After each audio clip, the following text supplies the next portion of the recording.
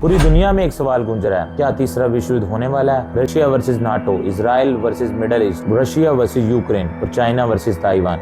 हर जगह युद्ध का मंजर है। क्या ये सिर्फ अचानक हो रहा है या पहले से लिखा जा चुका है? इतिहास गवाह है, जब जब शनि और राहु ने युद्ध योग बनाया है तब तब सत्ता, संघर्ष और खून से धरती लथपथ हुई है। आज स्थिति पहले से ज्यादा खतरनाक है।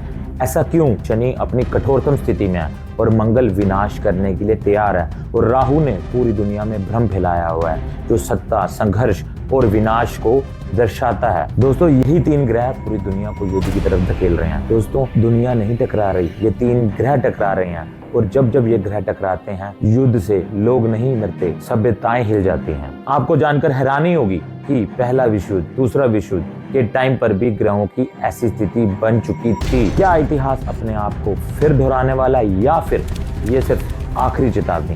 दोस्तों, इसका कतई मतलब नहीं है कि हम यहाँ डर फैलाने आए हैं। दोस्तों, ज्योतिष डर नहीं फैलाता, चेतावनी देता है। इसलिए समय रहते अगर आपको चेताया जा रहा है तो आप सावधान हो जाइए। दोस्तों, आज की वीडियो में हम जानेंगे तीसरे विश्व युद्ध का वास्तविक ग्रह योग।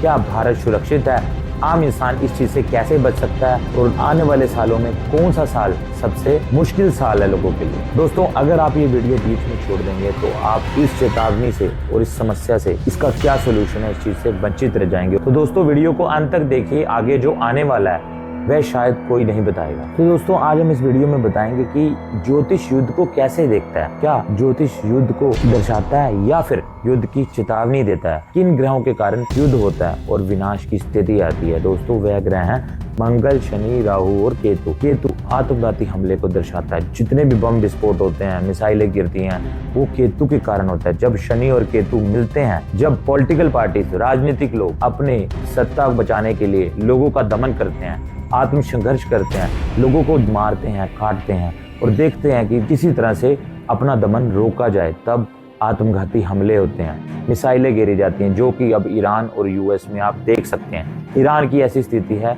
जहां इस तरह का संघर्ष चल रहा है और वहां पर अमेरिका द्वारा चेतावनी दी गई है और वहां पर अभी भी आत्मघाती हमले हो रहे हैं। दोस्तों, यह किसका प्रभाव है? शनि और केतु का। राहु भ्रम फैलाता है, ऐसी घटनाएं दिखाता है कि हमारे देश की स्थिति बहुत खराब है। लोगों को ऐसा भ्रम होता है, लोग सत्ता के खिलाफ हो जाते हैं और ऐसी घटनाएं कर बैठते हैं जो लोग सोच भी नहीं पाते। इवन सत्ता के टाइम पर वो ऐसा खूनी संघर्ष कर बैठते हैं जो सरकारें सोचती भी नहीं है। तो दोस्तों, आप सोच रहे होंगे कि राहु भ्रम कैसे फैलाता है। दोस्तों, ऐसा दिखाया जाता है कि महंगाई बहुत बढ़ गई है, लोगों पर अत्याचार हो रहे हैं और जो नवी जनरेशन के लोग हैं उनके लिए नौकरियां आने वाले टाइम में खत्म हो जाएंगी। ऐसी दशा दिखाई जाती है कि आने वाले टाइम में उनकी जिंदगी नर्क बन जाएगी, जैसे कि नेपाल में हुआ।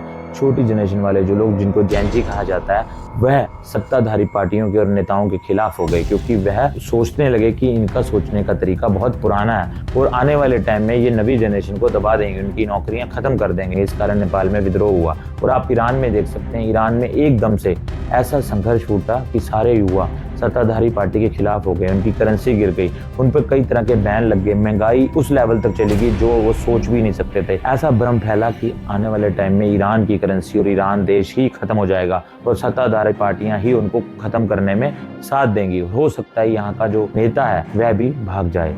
दोस्तों, ऐसा भ्रम फैलाया गया और उसी भ्रम के कारण आप देख सकते हैं ईरान में 625 लोगों को का कत्लेआम हुआ और कई लोगों को फांसी चढ़ा दिया गया। दोस्तों, ऐसी घटनाएं ही एक देश को दूसरे देश के खिलाफ खूनी संघर्ष करने के लिए आतुर कर देती है और यही दमनकारी नीतियां शनि के कारण होती हैं, जिस कारण एक देश दूसरे देश का दमन करना चाहता है। जो भी पावरफुल देश है वह छोटे देशों का दमन करना चाहता है, जैसे यूएस ने अभी वेनेजुएला का किया और अब यूएस ईरान का करना चाहता है। जैसे ग्रीनलैंड, उस पर भी दबाव बना रहा है। ये दमनकारी नीति क्यों है? जब शनि और राहु इकट्ठे बैठते हैं तो ऐसी दमनकारी नीतियों के कारण इस तरह की घटनाएं होती हैं और देश बिखर जाते हैं, सत्ता गिर जाती है और एक देश दूसरे देश पर कब्जा कर लेता है। ये बहुत ज्यादा होने लगेगा तो मंगल अपनी पावर दिखाएगा, जो कि इस टाइम विनाशकारी घटनाओं करने के लिए आतुर है और मंगल की दृष्टि इस टाइम नीच की है।